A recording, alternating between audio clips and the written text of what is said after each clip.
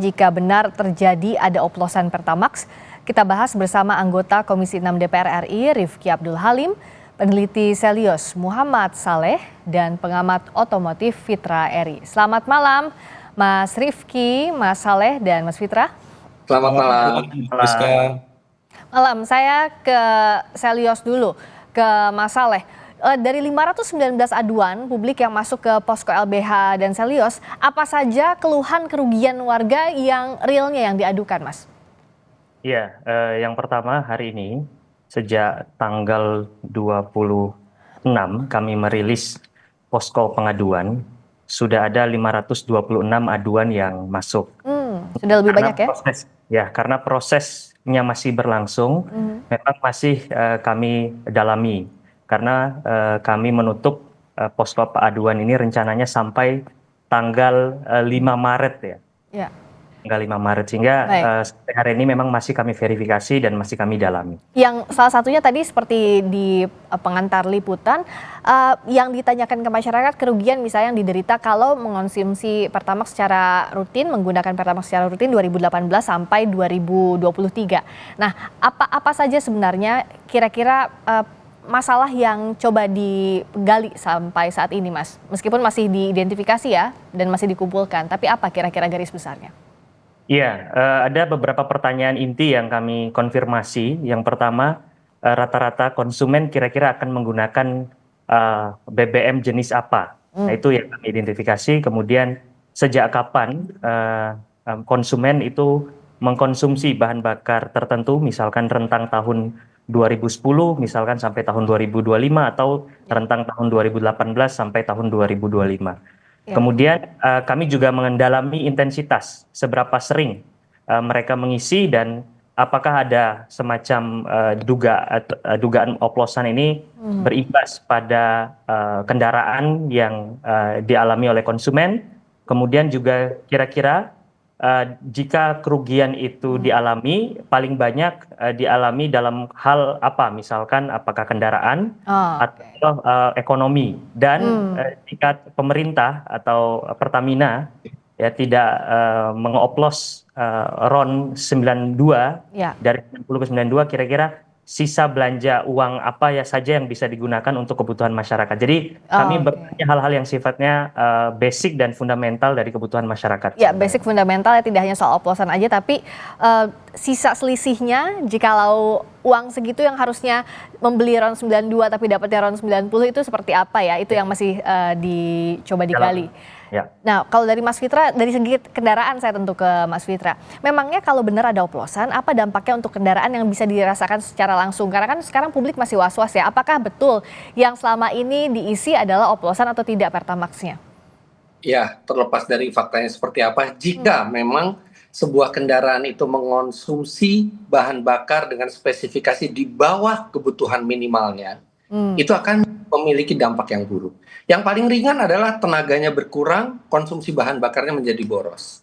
Sedangkan konsekuensi yang lebih berat dan kemungkinan terjadi dalam jangka panjang adalah filter bensin bisa tersumbat, injektor bisa tersumbat, dan yang paling parah adalah mesin bisa mengalami kerusakan mekanikal di dalamnya. Karena bahan bakar itu seperti makanan untuk mesin. Seperti tubuh kita, makanan sehat, tubuh kita jadi sehat, makanan tidak sehat, tubuh kita jadi sakit. Oke, jadi kalau oktannya atau kebutuhannya di bawah yang semestinya itu bisa langsung terasa semestinya ya Mas Fitra ya? Ya, betul. Biasanya yang paling awal dirasakan adalah tenaga yang berkurang dan konsumsi bahan bakar yang lebih boros daripada biasanya. Tapi kan ini masalahnya rentangnya cukup panjang ya, 2018 sampai 2023. Mungkin masyarakat juga sulit membedakan ini yang selama ini diberikan ke kendaraannya itu betul-betul Pertamax atau tidak. Nah, dalam jangka waktu yang sudah panjang ini bisa atau tidak dicek, dan apa yang bisa dilakukan konsumen untuk deteksi awal setidaknya, Mas? Sebenarnya kalau misalnya mereka sudah mengganti bahan bakar sekarang dengan mungkin yang lebih bagus, tapi sudah terjadi kerusakan dari 2018 sampai 2023, agak sulit untuk mendeteksi kerusakannya itu karena apa? Karena penyebab kerusakan mesin itu banyak. Nah, yang harus dilakukan konsumen adalah memiliki data apakah benar mereka membeli Pertamax di kurun waktu tersebut, kemudian konfirmasi dari bengkel resmi kerusakan tersebut memang akibat bahan bakar, dan biasanya pada saat kerusakan itu harus segera dilakukan pemeriksaan ke bengkel, karena kalau sudah berlalu gitu, ini saya rusaknya udah dari tahun 2020 misalnya, Ya. tapi baru sekarang mengklaim, itu agak sulit menurut saya pembuktiannya. Oke, tapi setidaknya kalau ada kerusakan akibat bahan bakar dan tidak, itu bisa dideteksi di bengkel resmi misalnya begitu ya Mas Fitra ya? Iya, itu bisa dideteksi, bahkan tidak hanya bengkel resmi, tapi bengkel yang memiliki kualifikasi. Ketika mereka mendapati sebuah kerusakan mesin, mereka melihat sampel bahan bakar yang ada di tangki, mereka biasa bisa membuat kesimpulan ini karena bahan bakarnya yang tidak sesuai spesifikasi minimal yang dibutuhkan mobil. Kita tadi bicara soal apa upaya dari sisi konsumen. Kalau saya ke Mas Rifki, kemarin kan Komisi 12 sudah meminta keterangan, salah satunya dari Pertamina. Nah, kalau Komisi 6 juga akan memanggilkah pihak terkait, karena masih ada yang belum clear, misalnya saja Mas Rifki, yang dibahas soal oplosan atau tidak. Padahal yang Kejaksaan Agung juga bilang adalah yang dibeli seharga RON 92 dapatnya RON 90. Nah, ini belum digali secara detail oleh DPR. Apakah Komisi 6 yang akan mengambil peran itu? Ya, baik Mbak Friska. Jadi memang Komisi 6 dalam waktu dekat ini akan memanggil, jadwalnya mungkin baru disampaikan tanggal 12 tadi dari pimpinan, tapi kami mendorong pimpinan untuk segera mungkin memanggil Pertamina memberikan kejelasan ini. Nah, saya sudah berkali-kali sampaikan dan saya mendorong Pertamina untuk dapat memberikan bukti kepada masyarakat, tidak hanya narasi. Jangan hanya narasi, kemarin kan hanya narasi-narasi aja. Nah, kemarin Lemigas juga sudah mengambil sampel, tapi kan sampelnya hari ini, per hari ini. Yang dibutuhkan masyarakat adalah pembuktian dari 2018 sampai 2023, apakah benar Pertamax ini RON-nya 92. Nah, saya mendorong dua hal. Yang pertama, gandeng Kementerian ESDM dalam hal ini Ditjen Migas untuk membuka semua data. Ditjen Migas ini kan melakukan pemeriksaan BBM sebelum masuk ke terminal BBM, bahkan sampai sebelum masuk SPBU. Apakah benar data 2018 sampai 2023 ini RON-nya Pertamax itu sesuai RON 92? Nah, yang kedua, saya meminta Direktur Utama Pertamina bersama-sama kementerian, dalam hal ini Kementerian SDM dan Kementerian BUMN, mengambil peran, mengambil bagian untuk benar-benar menyampaikan kepada masyarakat. Jadi masyarakat ini jangan hanya cuman korseknya aja yang ngomong, tapi pucuk pimpinannya ini mengambil bagian, menjelaskan dan membuka data-data tersebut, bahwa memang kalau memang seperti yang disampaikan Pertamina tahun 2018 sampai 2023 itu memang benar-benar Pertamax RON-nya 92. Artinya datanya itu punya detail semestinya ya, dan itu bisa dibuka. Iya, harusnya Ditjen Migas dalam hal ini Lemigas harusnya punya data-data itu dari 2018 sampai 2023. Itu harus bisa dibuka, itu harus disampaikan ke masyarakat agar kepercayaan masyarakat ke Pertamina ini kembali gitu. Oke.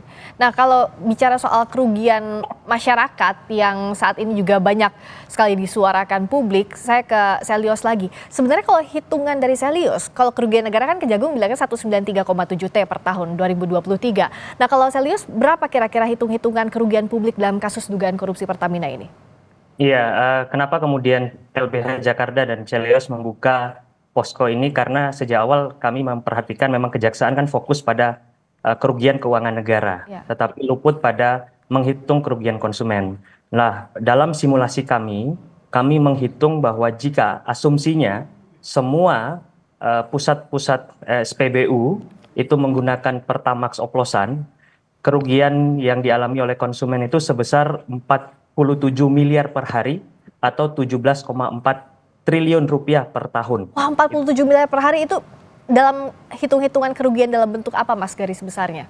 Dalam bentuk kerugian langsung yang dialami oleh konsumen, dalam bentuk konsumen loss yang berpotensi mereka alami apabila RON 90 yang digunakan padahal mereka membeli RON 92. Jadi itu asumsi apabila semua pusat-pusat SPBU di Indonesia itu menggunakan RON 90 padahal yang dibeli RON 92. Jadi asumsi itu yang kami pakai. Tapi kan sampai hari ini kan memang Kejaksaan Agung dan Pertamina belum mampu membuka data tentang waktu 2018 sampai 2023 itu di daerah mana saja. Nah, ini yang akhirnya kami membuka laporan Posko ya? masyarakat ya posko untuk mengidentifikasi dan sebagai bentuk partisipasi masyarakat untuk melakukan Oke. pengawasan dan kita kan butuh Ya. juga informasi-informasi alternatif dari masyarakat. Oke, saya terakhir singkat-singkat saja karena waktu kita terbatas, Mas Fitra, apa dari segi konsumen yang harus dikejar dalam hal ini?